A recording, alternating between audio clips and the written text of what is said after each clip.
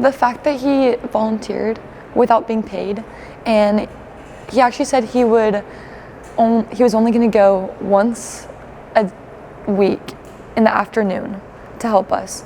But then he came one time before school at 7 in the morning, and he came every single day after that in the morning to help us, which kind of shows a lot because he's waking up at 7 in the morning and not getting paid or anything and just helping us.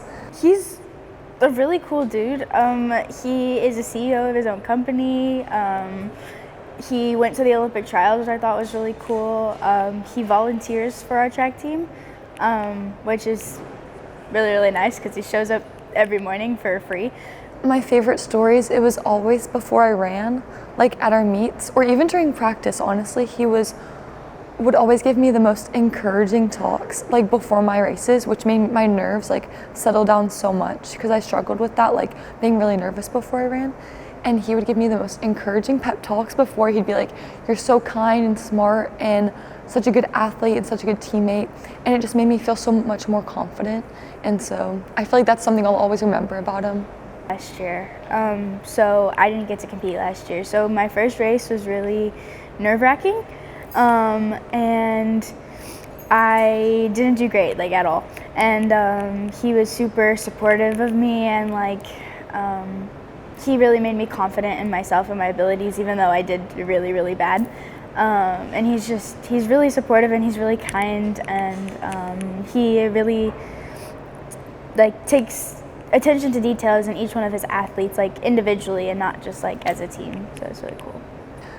Well, in my eyes, he's like one of the coolest athletes ever because he's like basically a professional Olympian athlete.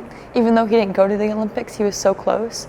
But he also, all of our coaches are so encouraging and like they know what they're doing. They're so sweet. But he focuses on your like mentality and like the athletes individually, and like wants us to get so much better, not just like physically, but also just like being confident before our races, and instead of being scared, being like, I'm gonna win this race, even if the other people are so fast. Like you're like, I'm gonna be faster than them. So the other coaches are very, they did coach a lot of different things. So it's like not specific, and he's hurdle specific. So it's really cool to like have a coach that's just very specific to your sport. Like our last hurdle coach, he also did football and he was a great coach, but I feel like it's very different having a coach that's very specific and has like full background of like a really high level of athlete compared to like someone who's focused on multiple sports at one time.